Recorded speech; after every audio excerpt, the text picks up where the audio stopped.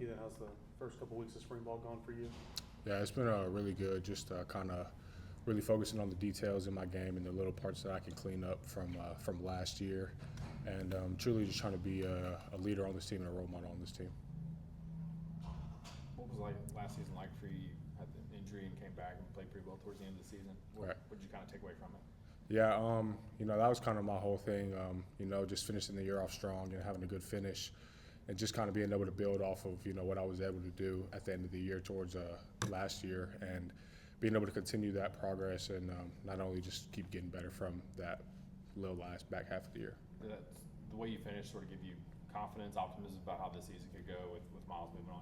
100%. Yeah, I mean, when you're able to, really get a lot of reps in one single game or a couple games, it changes the whole trajectory of how you thought things were going to go, because things can change just like that at any single second. And being able to step into that opportunity and perform for my team and be able to make plays for them definitely gave me more confidence coming into this season. How does your approach change, if at all, with Miles now gone? Does that ramp up your intensity, and also at the same time you feel pressure to be more of like a leader for the group now? Right. Yeah. I mean, definitely not like any pressure or anything like that. Just kind of, being where my 2 feet are and keeping that same work ethic that I always had, even when Miles was here. But, being able to also lead the young guys in our room just with the way I work, because I'm not going to ask them to do something that I'm not doing myself. So it would be unfair of me to ask them to give 110% effort and do the little things and the extra things if I wasn't doing them myself. Is it weird being the old guy in the room now? I wouldn't necessarily say weird. It's it's just a blessing to be able to have the opportunity to, be the old guy or kind of lead those guys. So it's just I'm grateful that they come to me for advice. And I even go to those guys for advice sometimes too, and just being able to lean on each other. I know you come a long way in terms of the hand in the dirt, inline H-back stuff, because that wasn't really your game in high school. But you kind of going into this year, where do you feel like you are in that respect to the position? Right. I definitely feel like I've taken great strides from when I first got here, obviously, and just being able to now that I kind of understand all the fundamentals and different reads of the D line and all that kind of stuff, just being able to play with more confidence and really use those fundamentals that I know so well to my advantage in the game now. So being able to just implement those during the game. Have you ever gone back and watched like blocking drills from early in your career just to see Right. how far you've come? I mean, yeah, sometimes just to get a little laugh or something like that.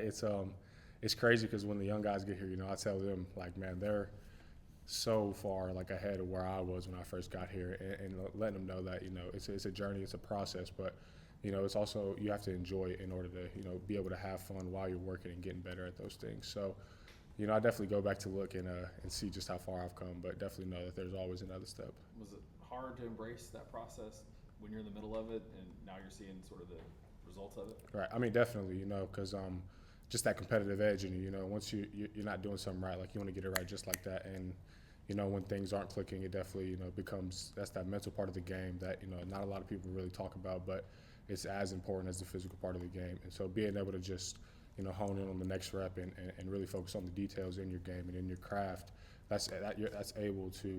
you're able to kind of focus on that more so than the results of that. What kind of difference have you seen in Desan from last spring to now? Right. Yeah. I mean, he's having a really good spring, playing really physical in the box, and y'all know what he does out in space, makes plays, and he's still that guy. But really, just he's been focused on the box and kind of learning that run game the same way I was trying to do it, and then he's taking big jumps. He's doing really well. Well, those young guys you might have been talking to, Luka Wolf. What have you seen from them so far? Yeah, Luka, that's a big guy right there. He's a big guy and he moves really well. And so Luka, he's an athlete. He's a really good player, really good football player, and just kind of telling him like, all right, like you feel this sort of pressure to do everything perfect when you're young, but it's okay to have growing pains because things aren't ever going to be perfect. Even for me, to this day, you know what I mean. Just understanding that not everything's going to be perfect, and it's okay to mess up on a rep and then fix it the next rep. You know what I'm saying? Like that's okay as long as you get it right. You know what I mean? What's his understanding of the game, or what was it coming in? Right. Since he didn't have a super long football background. Right. Yeah. I mean, he's done really well. With the installs, the offense. I mean, we were talking about it the other day. He's just been super clean on his assignment. He's super assignment sound, and probably more assignment sound than I was when I was his age. You know what I mean? you know, he's doing a really good job picking up everything.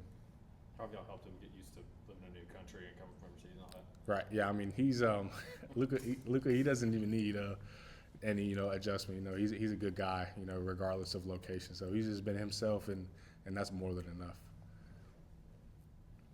Thanks, Ethan.